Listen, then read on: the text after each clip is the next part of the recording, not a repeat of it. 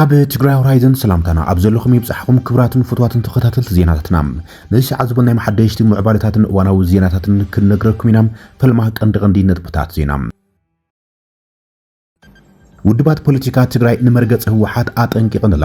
ህዝባዊ ወያነ ሓርነት ትግራይ ሃገራዊ ቦርድ መረጻ ኢትዮጵያ ሕጋዊ አፍልጦ እንተ ዘይመሊሱም ኣብ ትግራይ መረጻ ክካይድ ኣይክእልን እዩ ምባል ስዒቦም ኣብ ልዕሊ ሕብረተሰባት ትግራይ ከቢድ ስጋኣት ኩናት አንጸላልዩ ከም ዘሎም ውድባት ፖለቲካ ትግራይ ገሊጸንላ ብዛዕባ እዚ ዝርዝር ሓበሬታ ሒዝና ኣለና ዘተ ጀሚርና ለና ካብ ከተማ አስመራ ርእሰ ከተማ ኤርትራ አስመራ ቤተ መንግስቲ አዳሃሎ እስተጠጀ ምዃኑ ዝገለጸሉ አዘራራቢ መስርሕ ጽምዶም ዘተ መራሕቲ ህወሓትን ሻዕቢያን ከም ተጀመረ ዘመላኽት ሓበሬታ ካብ አስመራ ወጽሎም አዛዚ ሰራዊት ኢትዮጵያ እቲ ሕጂ ኢትዮጵያ እትገጥሞ ኩናት ብነፈርትን ሚሳኤላትን ምዃኑ አፍሊጦሎም ኢትዮጵያ ናብ ድፋዓታ እትዋገአሉ ኩናት የለን ብምባል ዝገለጸ እቲ ጀነራል ብዛዕባ እዚ ዜናውን ክንነግረኩም ኢና ግብጺ ንኢትዮጵያ ካልእ መጠንቀቕታ ልኢኻላ ምስ ኢትዮጵያ ድርድር ዝበሃል የለን እዩ ብምባልያ ግብጺ ቁዋማ ኣነጺራ ዘላ ከምኡን አዘራራቢ ከቢድ ወጥሪ አሜሪካን ቬንዙዌላን ዝምልከት ሓበሬታ ክንነግረኩም ኢና ሰራዊት አሜሪካም መጥቃዕቲ ኣብ ልዕሊ ቬንዙዌላ ንክካየድ ከም ዝዓዘዘ ዘመላኽት ሓዱሽ ዜናውን ሒዝና ኣለና ብዛዕባ ዝርርብ ቴሌፎን ፕሬዚደንት አሜሪካ ዶናልድ ትራምፕን ፕሬዚደንት ቬንዙዌላ ኒኮላስ ማዱሮን ዝምልከቱን ተኻቲተሎም ትግራይ ሆራይዘን ሰብስክራይብ ላይክ ሼር እንዳገበርኩም ዜናታትና ክሳብ መወዳእታ ክትከታተሉ ዕድመናዮም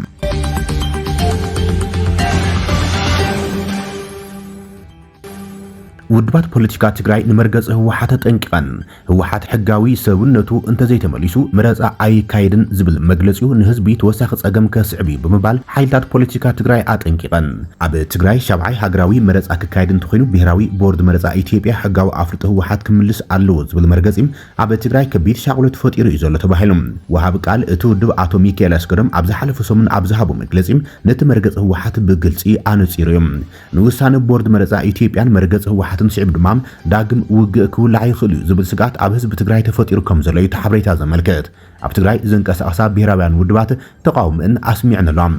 ኣሃዱ ዝተባሃለት ሬድዮ ዘዘራረበቶም ኣመራርሓ ውድብ ሳልሳይ ወያነ ትግራይ ናጽነት ትግራይን እዚ ስጉምቲ ህወሓት ንህዝቢ ትግራይ ዝያዳ ፖለቲካዊ ቁጠባውን ማሕበራውን ቅልውላው ከስዕብ ከም ዝኽእል ስክፍቶም ገሊጾም ሓላፊ ርክብ ህዝብን መንግስትን ውድብ ሳልሳይ ወያነ ትግራይ አቶ ብርሃን አጽባሃም ህወሓት ዘቐመጦም ቅድመ ኩነት ህዝቢ መሊሱ ክሳቐ ናይ ምግባር ዓቕሚ ስለ ዘሎም ብህጹጽ ክፍታሕ ይግባእ ኢሎም ናይ መወዳእታ ዳኛ ናይ ተጸገም ህዝቢ እዩ ይብል አቶ ብርሃንም ህወሓት ሕጋዊ ደረጃኡ ክትምልስ እንትኽእል እንተኾይና ብሓይሊ ዘይኮነስ ብሕጋዊ መንገድን ብመሰረት ስምምዕነት ፕሪቶሪያን ጥራይ ኢሎም ብተወሳኺ ህወሓት ኣብ ሽግር እንተልዮም ህዝቢ ትግራይ እውን ኣብ ጸገም ክወድቑ ዝብል ኣባህላ ህወሓት ካብ ሕሉፍ ኩናት ከም ዘይተማሃረም ዘርእዩ ብምባል ነቒፈሎም እቲ ላዕለዋይ መሪሕነት ሳወት ኣብ ወንበር ውድብ ናጽነት ትግራይ ዝኾነ ዶክተር ደጀን መዝገቦ ብወገኖም ውድቡ ካብ ሓይልታት ምክልኻል ወጻኢም ካልኦት ዕጡቃት ሓይልታት ቅድሚ መረጻ ካብ ትግራይ ክወጹ ኣለዎም ዝብል መርገጺ ክትግበርን ተመሳሳሊ ምድላዋት ክግበርን ከም ዘለዎ ኣዘኻኺሮም እቲ ኣቦ መንበር ቦርድ መረጻ ነቶም ጸገማት ኣብ ግምት ዘእተወ መጽናዕቲ መስረት ብምግባር ምድላዋት ከም ዝገበረ እኳ እንተገለጸ እቲ ጭቡጥ ኩነታት ግን ከምኡ ኣይኮነን ዘሎ ኢሎም ወሲኹ ድማ ህወሓት ንሃገራዊ መረጻ ምቁዋማ ብባህሪኣ ኣብ ግምት ብምእታው ተጽቢት ዝግበረሉ ኢሎም ሃገራዊ ቦርድ መረጻ ኢትዮጵያ ንህወሓት ብሓይሊ ዝተመርኮሰ ዓመፅ ተሳትፉ ብዝብል ኣብ 2013 ካብ መዝገብ ፓርትነት ሰሪዝዎ ምንባሩ ይዝከር እዮም ብድሕሪኡ ብባይተ ወከልቲ ህዝቢ ከም ግብረ ሽበራዊ ጉጅለ ተመዲቦም ድሕሪ ስምምዕነት ፕሪቶሪያ ግብረ ሽበራዊ መዝገቡ ተላዒሎም ኣብ ትሕቲ ፍሉይ ኩነታት ኣብ ዝርዝር ውድባት ፖለቲካ ኢትዮጵያ ብግዝያውነት መዝጊብዎ ነይሩ እዮም ኣብ መወዳእታ ድማ ሃገራዊ ቦርድ መረጻ ኢትዮጵያ ህወሓት ኣብ ዝተዋሃበ ግዜ ገደብ ሕጋዊ ውድብ ኮይኑ ክቕጽል ዘድሊ ረቑሒታት ኣየማልእን ብዝብል ብ5 ግንቦት 2017 ዓ.ም ካብ መዝገብ ፓርትነት ሰሪዝዎ እዮም ዘተ ጀሚርና ኣለና ካብ አስመራ ዝወፀ አዘራራቢ ሓበሬታ ርእሰ ከተማ ኤርትራ አስመራ ቤተ መንግስቲ ዓዳሃሎ ዝተጠጀ ምዃኑ ዝግለጸሉም አዘራራቢ መስርሕ ጽምዶም ካብ ተራ ካድረታት ሓሊፉ ናብ ላዕሎት መራሕቲ ሻዕቢያን ህወሓትን ከም ተሰጋገረም ዘመላኽት ሓበሬታ ካብታ ከተማ ተዘርጊሕሎም ዛጊድ በወገን ሰበስልጣናት ህወሓትን ህግደፍን ብቁሉዕ ዘይተዘረበሉ ግን ድማ ኣዘራራቢ ጥምረት ኮይኑ ዘሎም እቲ ጽምዶ ኢሎም ዝሰመይዎ መስርሕ ርክብ ህዝብን ህዝቢ ብዝብሉም ኣብ ዝተፈላለዩ ከባቢታት ትግራይን ኤርትራን ዛጊድ ተሳሊጦምሎም ፕሬዚደንት ጊዜያዊ ምምሕዳር ትግራይ ጀነራል ታደሰ ወረደም ኣብቲ ዝሓለፈ ዓመት 2017 ድሮ ተሓድሽ ዓመትን ኣብ ዝሃቦም መግለጺታት እቲ ጊዜያዊ ምምሕዳር ዘይፈልጦም ርክባት ምስ ወጻኢ ምስ ሓይልታት ወጻኢ ስርዓት ከም ዘትሕዞም እንትገልጽ ተሰሚዑ ነይሩ። እቲ ሌተናል ጀነራል ስልጣን ፕሬዚደንትነት ጊዜያዊ ምምሕዳር ኣብ ዝቕበለሉ እዋን ካብ ቀዳማይ ሚኒስትር ኣብይ ኣሕመድ ንከፈጽሞም ካብ ዝተዋህቦ ነጥብታት ሓደ ድማ እቲ ምስ ሻዕብያ ዝግበሩ ርክባት ደው ምባል ከም ዝነበረ ይዝከር እዩ። እንተኾነ ግና እቲ ርክባት ተጠናኺሩ ቀጺሎም ምትእማን ዝዓበየሉ ኩነታት ከም ዝተበጽሐም ዓለም ለኻውያን ዝወፁ ጸብጻባት ዘመላኽቱ ዘሎም መራሕቲ ህወሓት እቲ ምስ ኤርትራ ዝተጀመረ ርክብ ህዝቢ ምስ ህዝቢም ተጠናኺሩ ክቕጽል ኣለዎ እናበልዮም መጽኦም ሰበስልጣናት መንግስቲ ኤርትራውን በተን ዝልእኽዎን ሜዳታት ተጠቒሞም እቲ ጽምዶ ኣብ ጾር ትግራይ ምዃኑ ፖለቲካዊ ትንታነ ዝወሃቦም መልእኽታት ጽምዶ የሕልፍዮም ኣብ ልዕሊ ትግራይ ዝፈጸሞ ዘስካሕክሕ ጆኖሳይድ ኣፍልጦ ይሃብዎም የቕሬታ ኣይበልሉ ብድፉንም ዝቕጽል ዘሎ ኮይኖም እዚ ድማ ነቲ ሻዕብያ ዝፍለጠሉ ዝበሃል መስርሕ ጽምዶ ጎይታን ጊላን ዘነጻጽር ምዃኖም ነቐፍቲ ዝገልጽዎም ፕሬዚደንት ኤርትራ ኢሳያስ ኣፍወርቂ ኣብ መዓልቲ ናጽነት ኤርትራ ዝሓለፈ ዓመት ማለት እውን 2024 ኣብ ዝስምዑ መደረ ኣብ ኢትዮጵያ ምስ መንግስቲ ኢትዮጵያ ተሰሊፎም ኣብ ትግራይ ዘካይድዎ ናይ ጆኖሳይድ ኩንያት ከም ዘናስሕሉን ናይ ልቦም ዝገበረሉ ከም ዝኾነ ገሊጹ ምንባር ይስዓንዮም ድሕሪ ምፍራም ስምምዕነት ፕሪቶሪያ ከምኡን ኢትዮጵያ ዘበገሰት ትሕቲ ኣፍ ደገ ቀይሕ ባሕር ስዒቦም ምስቲ መላፍንቱ መንግስቲ ኢትዮጵያ ተጠሊመይሉም አንጻር መንግስቲ ኢትዮጵያ ምስ ተሰልፎም ናይ ኢትዮጵያ ሓይልታትን ደጋውያን ተናሕናሕቲ መንግስታትን ጽምዶ ዝብል ፕሮጀክት ዘበገሰ መንግስቲ ኤርትራ ሕዚ ምስ ህወሓት ናብ ርኡይ ደረጃ ኣዕብዮሞ ከም ዘለዎም እቲ ወፂ ዘሎ ሓዱሽ ሓበሬታ ዘመላኽት በሚኒስትሪ ዜና ከም መሳርሒ ዘይስሩዕ ፕሮፓጋንዳ መርገጺታት መንግስቲ ኤርትራ ተገይረን ዝወሰዳ ማሕበራዊ መራኸቢታት ሓንቲ ዝኾነት ስነዳን ምርምርን ካብ ኣስመራ ጽምዶ ውጽኢታት ተዓዋታይነት መንግስቲ ኤርትራ ምዃኑ ብምዝኻር ካብ ተራርክባት ሕብረተሰባት ናብ ደረጃ መራሕቲ በፂሑ ዘተይካይደሉ ከም ዘሎ ገሊጻላ ቁስልና ጠሚትና ተማሂርና ከይድገም ምሒልና አንጻር ኩሉ ተጻብኦታት ገጢምና ጸሚትና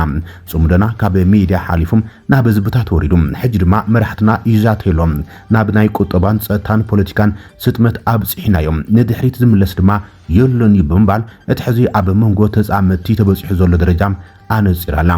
መንግስቲ ኤርትራ ጽምዶ ካብ ኢትዮጵያ ንህወሓት ጉጅለ ዕጡቕ ፋኖን ካብ ወጻኢ ግሩባብታ ሃገራት ድማ ንመንግስቲ ጀነራል ዓብደልፈታሕ አልቡርሃን ሱዳንን ሶማልያ ግብፅን ስዑድ ዓረብን ዘተኣኻኸበሉ ምዃኑ ተንተንቲ ተረዶም እዚ ድማ ነቲ ብሕብራት ኤሚሬትስ ዓረብ ዝለኣኽ ዝብልዎ መንግስቲ ቀዳማይ ሚኒስትር ኣብይ ኣሕመድ ኢትዮጵያ ኣብ ልዕሊ ኤርትራ ዘንጸላልዎ ስጋታት ምምካት ዝዓለሙ ምዃኖም ተንተንቲ ዝረዶም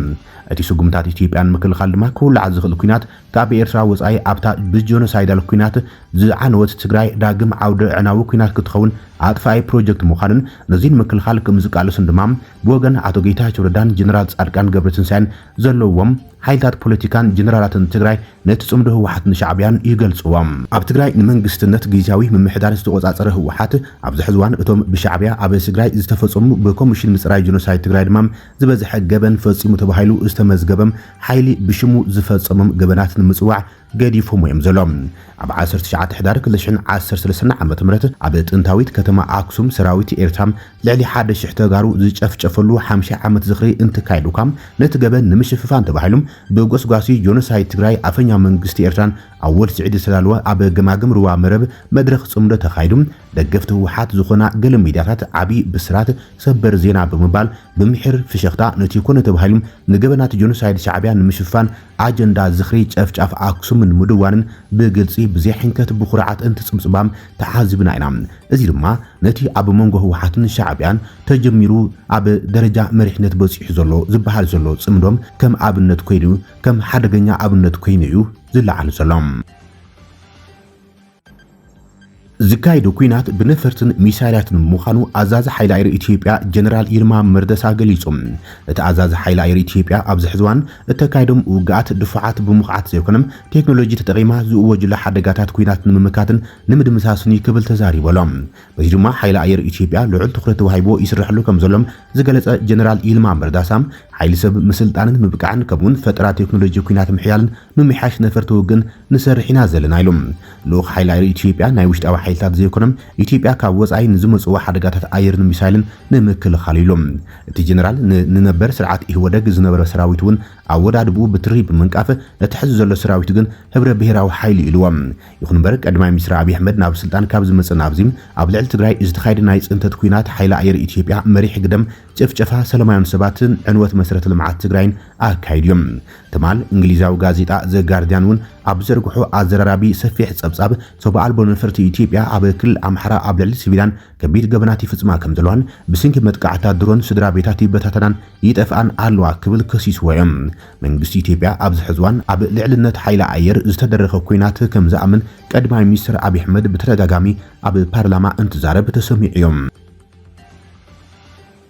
ግብፂ ካልእ ተወሳኺ ተሪር መግለጺ ኣብ ልዕሊ ኢትዮጵያ ኣውፅኣላ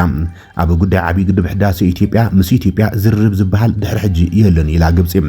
ዓብይ ግድብ ሕዳሴ ብዝምልከት ምስ ኢትዮጵያ ካልእ ዝርርብ ከም ዘይህሉም ሚኒስትር ጉዳያት ወጻኢ ግብፂ በድር ዓብድላጢም ንቢቢሲ ተዛሪቡ እቲ ሚኒስትር ምስ ቢቢሲ ፎከስ ኦን ኣፍሪካ ኣብ ዘካየዶ ቃለ መሕትት ን13 ዓመታት ዝጸንሐ ዝርርብ ዝኾነ ፍታሕ ከምጽእ ኣይከኣልን ኢሎም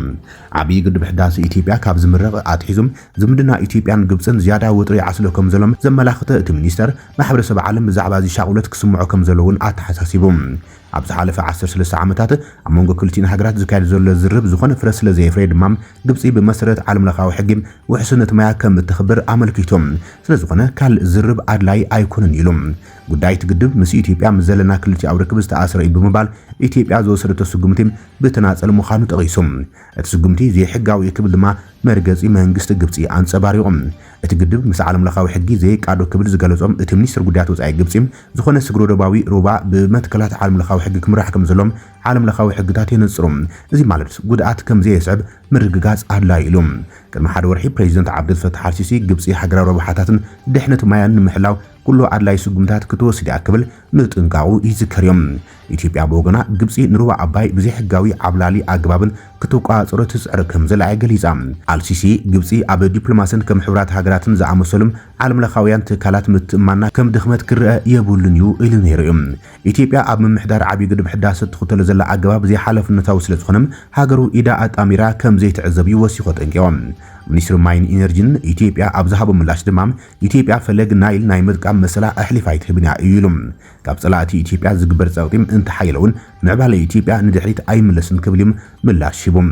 ሚኒስትር ጉዳያት ወጻኢ ግብፂ በድር ዓብድላጢ ኣብ ቃለ ምሕትቱም ዓብይ ግድብ ሕዳሴ ኢትዮጵያ ካብ ዓለም ለኻዊ ሕጊ ወጻኢ ብሓደ ወገን ዝተወሰደ ስጉምቲ እዮም እዚ ዘሕዝን እዩ ስለ ዘይተወከሱናም ኣይንቕበሉን ኢና ኢሎም ኣብ መወዳእታ መስከረም ኣብ እዋን ሓፈሻዊ ጉባኤ ሕብራት ሃገራት ሚኒስትር ጉዳያት ወጻኢ ኢትዮጵያ ብስንኪ ዓብይ ግድብ ሕዳሴ ኢትዮጵያ ኣብ ታሕተዋይ ተፋሰስ ዝርከቡ ህይወት ሚልዮናት ኣብ ትሕቲ ሓደጋም እትያቶ ብምባል ሃገሩ ነቲ ጉዳይ ናብ ዓለም ለኻዊ ቤት ፍርዲ ክትወስዶ ምዃናም ገሊጹ ነይሮም ኣብ ተኣኺባ ዝረኸበት ወካሊ ኢትዮጵያ ዮሴፍ ካሳይም ግብፂ ብዛዕባ ዓብይ ግድብ ሕዳሴ ዘስማዓቶ መደረ መሰረት ዘይብሉን መደናገርን ዝብል ምላሽ ሂቦም ግብፂ ብዛዕባ ዓብይ ግድብ ሕዳሴ ብተደጋጋሚ ናብ ባይቶ ጸጥታ ሕብራት መንግስታት ጭብጢ ዘይብሉ ክስታት ከም ዘቕረበት እውን እዩ እቲ ኢትዮጵያዊ ሚኒስትር ገሊጾም ግብፂ እውን ድሕሪ ምምራቕ ግድብ ሕዳሴ እቲ ግድብ ብዘይ ኣግባብ ስለ ዝመሓደረ ኣብ ሱዳን ውሕጅ ኣስዒቡ ክትብል ከሲሳ ኢትዮጵያ ግብፂ ዘቕረበቶም ክስታት ንማሕበረሰብ ዓለም ንምድንጋር ዝዓለመ እዩ ብምባል ነቲ ክስ ያነጺጋቶም በኣንጻሩ ኣብ ዝሓለፈ ኣዋርሕ ኣብ ከበሳታት ኢትዮጵያ ዝዘነበ ብርቱዕ ዝናብ እቲ ግድብ እንተዘይነብር ነይሩ ኣብ ሱዳን ግብፅን ኣብ ህይወት ደቂ ሰባትን መሰረተ ልምዓትን ታሪኻዊ ጉድኣት ከብጽሕ ይኽእል ነይሩ ክብልም ሚኒስትር ማይን ኢነርጂን ኢትዮጵያ ሞጊቶም ከቢድ ወጥሪ ኣሜሪካን ቬንዙዌላን ተጠናኺሩ ቀጽሉ ኣሜሪካ ንኻልኣይ ግዜ ኣብ ልዕሊ ጀላቡ ቬንዙዌላ መጥቃዕቲ ክካየድ ኣዚዛላ ላዕለዋይ ኣዛዚ ሓይሊ ባሕሪ ኣሜሪካ ኣብ ልዕሊ እታ እጻ ፋርስ ሒዛ ዝተባህለት ጀልባ ቬንዙዌላ ካልኣይ ዙርያ ወተሃደራዊ መጥቃዕቲ ክካየድ ከም ዝኣዘዘም ዋይት ሃውስ ረጋጊጾም ወሃቢት ቃል ዋይት ሃውስ ካሮሊን ሊቪት ብሶኒ ኣብ ዝሃበቶ መግለጺ ኣድሚራል ፍራንክ ብራድሊ ብመሰረት ስልጣንን ሕግን ይሰርሑ ኢላ ሊቪት ሚኒስትር ምክልኻል ፔት ሄግስ ነቲ መጥቃዕታት ክፍጸም ፍቓድ ከም ዝሃበ ረጋጊጻ ኩሉ ሰብ ክቐትል ግን ትእዛዝ ከም ዘይሃበ ጸብጻብ ዋሽንግተን ፖስት ተመልኪቶም እቲ ካልኣይ መጥቃዕቲ ክልተ ሰባት ካብቲ ናይ መጀመርታ መጥቃዕቲ ድሒኖም ኣብታ ትነድድ ዝነበረት መርከብ ተጣቢቖም ድሕሪ ምጽናሕ ከም ዝተፈጸመ ይንገር ኣባላት ባይቶ ሪፐብሊካን ዲሞክራትን ብዛዕባ ጸብጻብ ስክፍቶም ብምግላጽ ኮንግረስ ነቲ መጥቃዕታት ክግምግሞ ምዃኑ ፍሊጦም እዮም ሊቤት ኣብቲ ብሶኒ ዝሃበቶ መግለጺ ፕሬዚደንት ዶናልድ ትራምፕ ጸሓፊ ሄግስን ብፕሬዚደንት ዝተመዘዙም ናርኮ ሽብራውያን ጉጅለታት ብመሰረት ሕጊ ኩናት ዒላማ ከም ዝኾኑም ብንጹር ገሊጾም የሚላ ካብቲ ቀዳማይ መጥቃዕቲ ክልተ ሰባት ካብ ሞት ከም ዝደሓኑ ኮነ እቲ ኸልኣይ መጥቃዕቲ ንዕኦም ንምቕታልን ዝዓለሙ ምንባሩ ግን ኣይረጋገፀትን እያ ሄግስት ኣብቲ ብክልተ መስከረም ዝተኻየደ መጥቃዕቲ ኩሎም ኣብታ መርከብ ዝነበሩ ሰባት ክቕተሉ መምርሒ ከም ዝሃበም ዝገልጽ ጸብጻባት ማዕኸናት ዜና ምስ ወጸም ብዛዕባ ሕጋውነት ወተሃደራዊ መጥቃዕቲ ኣሜሪካ ኣብ ልዕሊ ኣብ ካሪብያን ዝርከባ ጀላቡ ዕፀ ፋርስ ዝበሃላ ክፍታት ፈጢሩ እዮም ሄግስ ኣብ ጸብጻብ ንዝቐረበ ክስታት ብምጻግ ዝተፈብረኸ ቁጥዕ ዝፈጥርን ዘሰክፍን ክብሉ ይገሊጽዎም ብሶኒ ኣድሚራል ብራድሊም ኣሜሪካዊ ጅግና እዩ ሓቀኛ ሙያዊ እዩ ሚእታዊት ደገፈ እውን ኣለዎ ክብል ኣብ ኤክስ ጽሒፍ እዩ ሄግስት ኣብ ጎኒ ዝወሰዶ ውሳኔታት ደው ኢለለኹም ኣብ ተልእኾ ክልተ መስከረምን ካብኡ እንዳሓርን ካልእን ክብል ይሓቢሮም ኣሜሪካ ኣብ ዝሓለፉ ሰሙናት ኣብ ካሪብያን ወተሃደራዊ ህላው ኣብ ምስፋሕ ኣብ ልዕሊ ብምስጋር ዕፀ ፋርስ ዝተጠርጠራ ጀላቡም ኣብ ዓለም ለኻውያን ማያት ቬንዙዌላን ኮሎምቢያን ተኻታሊ መጥቃዕታት ተካይዳ እዚ ድማ ኣካል ናይቲ ትራምፕ ፀረ ዕፀ ፋርስ ዝብሎ ስርሒት እዮም ካብ መጀመርታ ወርሒ መስከረም ጀሚሩ በቲ መጥቃዕታት ልዕሊ 80 ሰባት ተቐቲሎም ምምሕዳር ትራምፕ ናብ ኣሜሪካ ዝኣተዋ ዘይሕጋዊ ዕፀ ፋርስ ዝፀዓና ጀላቡም ብምዕናው ርእሰ ምክልኻል ይገብር ከም ዘሎ ይገልጽ እቲ መጥቃዕቲ ምስ ቬንዙዌላ ዝነበረ ወጥሩን ብዓብዩ ኣጋዲድዎሎም ትራምፕ ብተደጋጋሚ ናብቲ ሃገር ኣጋር ሰራዊት ኣሜሪካ ንምውፋር ኣብ ግምት ከም ዘእተወ ገሊጹሎም እዚ ኣባላት ባይቶ ኣሜሪካ ኣብዚ ጉዳይ ምጽራይ ክውስኽ እዮም ፀዊዖም ኣብ መወዳእታ ዝሓለፈ ሰሙን ኮሚቴ ዕጡቕ ኣገልግሎት ሰኔት ምስቲ መጥቃዕታት ዝተኣሰር ሓቅታት ንምውሳን ብርቱዕ ክትትል ክካይድ ኢሉ ኣብ ወንበር ናይቲ ኮሚቴ ሪፐብሊካን ሴኔተር ሮጀር ዊከር ብሶኒ ኣብ ዝሃቦ መግለጺ እቶም ኣባላት ባይቶ ነቲ ሓላፊ ናይቲ ስርሒት ዝነበረም ኣድሚራል ቃለ መሕት ክገብሩ መደብ ከም ዘሎም ገሊጾም ወሲኹ ድማ እቲ ትእዛዛት ንምንታይ ምዃኑ ንምርኣይ ናይ ድምፅን ቪድዮን ቅድሓት ይደሊ ምህላው ገሊጾም ኣብ ባይቶ ወከልቲ ህዝቢ ዝርከብ ኮሚቴ ዕጡቕ ኣገልግሎት ሙሉእ ጸብጻብ ናይቲ ኣብ ሕቶ ዝኣቱ ዘሎ ስርሒት ንምእካብ ክልቲኣዊ ስጉምቲ ከም ዘምርሕውን ገሊጾም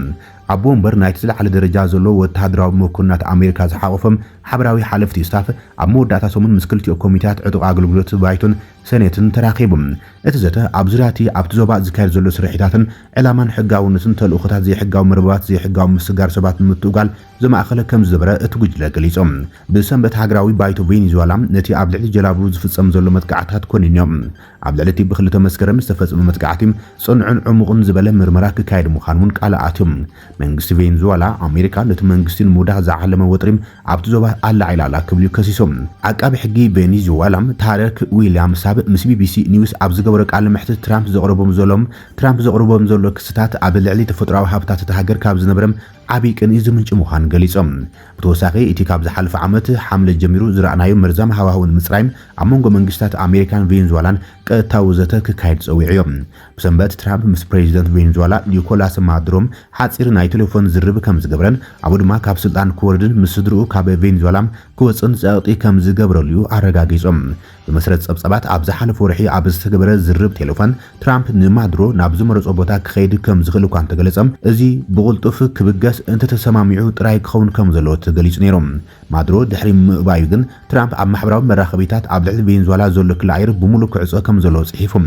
ማዱሮ ንላዕለዎት ተሓጋገዝቱ ይቕሬታ ክግበረሎም ካብ ስልጣኑ ምስ ወረደ ድማ ንወተሃደራዊ ሓይሊ ምቁፅጻር ክቕጽል ክፍቀደሉ ሓቲቶም ትራምፕ ንኹልቲ ጠለባት ከም ዝነፀጎ ዘሚያሚ ፖስትን ሮይተርስን ገሊጾም እዮም ሰበስልጣን ኣሜሪካ ማዱሮ ንባዕሉ ኣካል ናይቲ ኣብ ዘይሕጋዊ ምስጋር ዕፀ ፋርስ ዝነጥፉ ላዕለዎት ሰበስልጣን ወተሃደራውን ጸጥታውን ቬንዙዌላ ዝርከቦም ካርተል ኦፍ ዘ ሳንስ ዝበሃል ሽበራዊ ትካል ምዃኑ ይኸሶም ማዱሮ ድማ ነቲ ክሲ ብትሪ ዝነጽጎም